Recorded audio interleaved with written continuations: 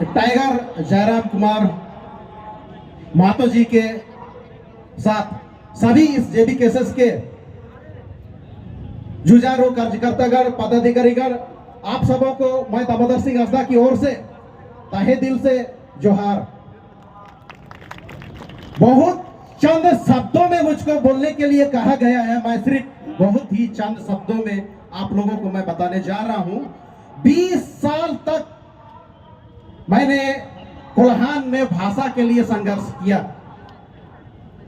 इस दौरान 2008 को वो भाषा को 8वीं अनुसूची में शामिल कराने के लिए शायद पहली बार कोल्हान की धरती में रेल चक्का जाम हुआ।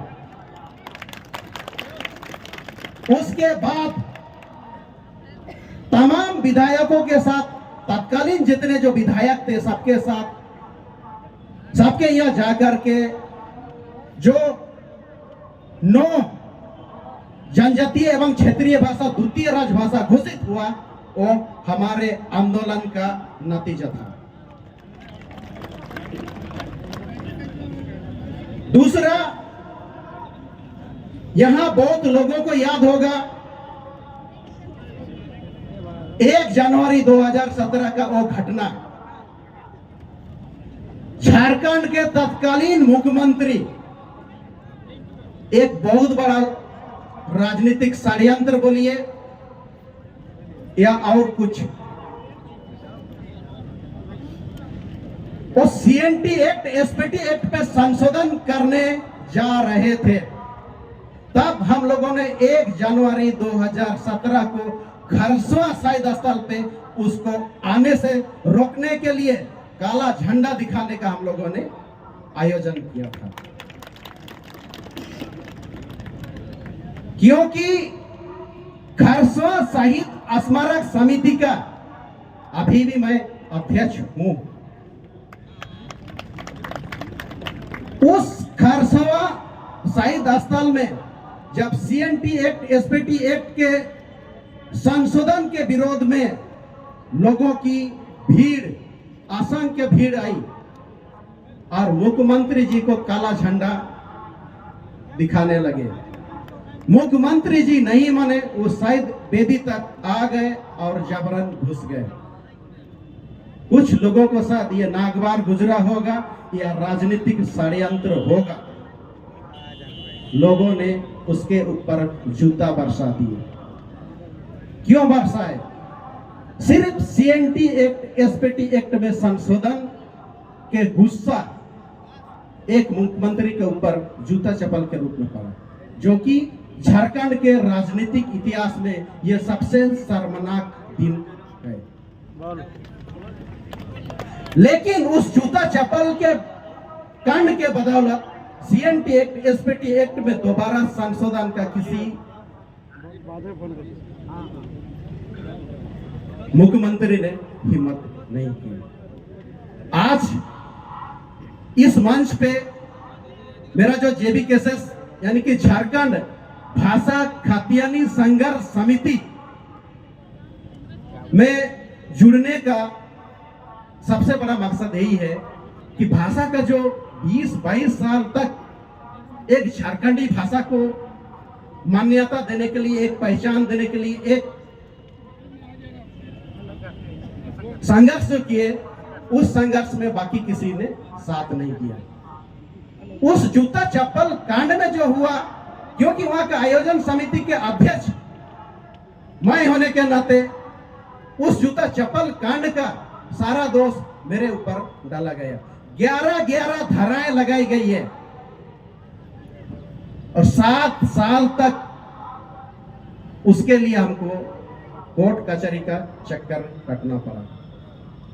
तब इस 1 जनवरी से पहले मैंने एक चीज बोला था कि अगर ये सरकार भी इस जूता चप्पल कांड का केस जो हमारे ऊपर बेबुनियादी तरीके से लगाया गया, क्योंकि हम वहां आयोजन समिति थे, हमारा कर्तव्य था कि जो भी वहां श्रद्धांजलि देने आएंगे उसको मान सम्मान पूर्वक श्रद्धांजलि देने का। पिछले बार वही दोबारा वहां कुछ लोग इस जेबी केसेस के सुप्रीमो टाइगर जयराम कुमार महतो जी का विरोध कर रहे थे कि नहीं, जयराम महतो जी का हम लोग इस शहीद स्थल पे प्रवेश करने नहीं देंगे, श्रद्धांजलि देने नहीं देंगे। तब उन विरोधियों को मैं नहीं बोला कि ये शहीद स्थल है। शहीदों को श्रद्धांजलि देने का अधिकार झारखंड के पूरा दुनिया के हर लोगों को है। आप किसी को रोक नहीं सकते हो। तब आज जो इस जेबी केसेस के महासचिव, केंद्रीय महासचिव सृजन हाइब्रू, उसको मैंने भेजा कि टाइगर जयराम महतो का विरोध होने वाला है, आप जाओ उसको एस्कॉर्ट करो और श्रद्धांजलि शांतिपूर्वक दिलाओ। तब सृजन हाइब्रू आगे आया और टाइगर जयराम महतो का पूरा कफिला को ले जा करके श्रद्धांजलि शांतिपूर्वक दिलाया।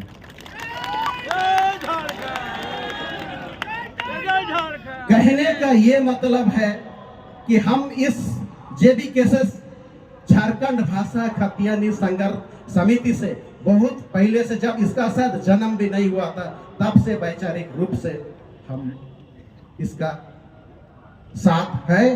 और आज विधिवत रूप से इस मंच पे टाइगर जयराम महतो के हाथ ये जो एक जिम्मेदारी का जंजीर गले पे जो डाले,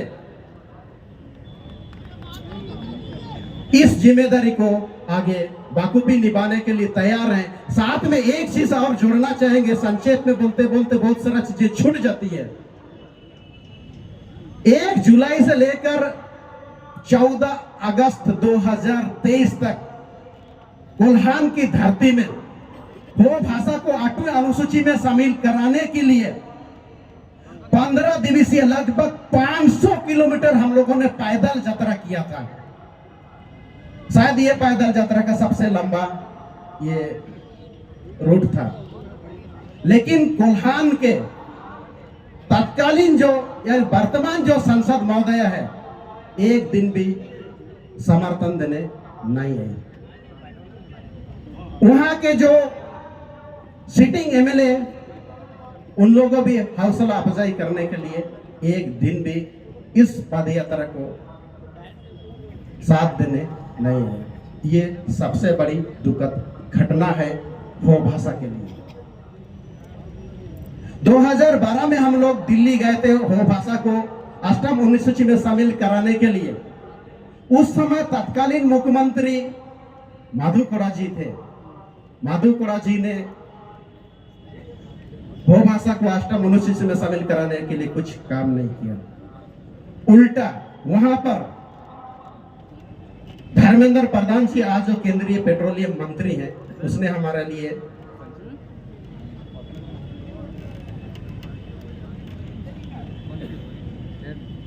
गिरिराज मंदिर से भेंट कराए। कहने का मतलब बहुत संक्षेप में जब बोलने को कहा गया है, 2018 में फिर हम लोग दिल्ली धरना को गए, फिर इस बार 21 अगस्त 2023 को धरना पे गए। गीता कोड़ा जी जो संसद है सिंगभूम से, हमारे साथ सड़क पे जरूर धरने पे बैठी, लेकिन नियम क्या था, उनका अधिकार क्या था, वो हमें सरकार के पास लेके जाते। जब 2003 में संथाली भाषा को सलकान मुर्मू जी विपक्ष में होते हुए झारखंड सरकार से शामिल करा सकते थे, तो ठीक उसी तरह गीता कोड़ा जी भी आज वो विपक्ष में है, विपक्ष में होते हुए हो भाषा को 8वीं अनुसूची में वो शामिल करा सकते थे, लेकिन नहीं। इसलिए हम पूरा सामाजिक संगठन के लोग, कोल्हान में मुंडामन की शासन व्यवस्था अभी भी है, सारे मुंडामनकियों के साथ मिलकर के एक ही निर्णय हुआ, क्यों ना जब हम लोग 20-22 साल से भाषा को 8वीं अनुसूची में शामिल कराने के लिए संघर्षरत हैं।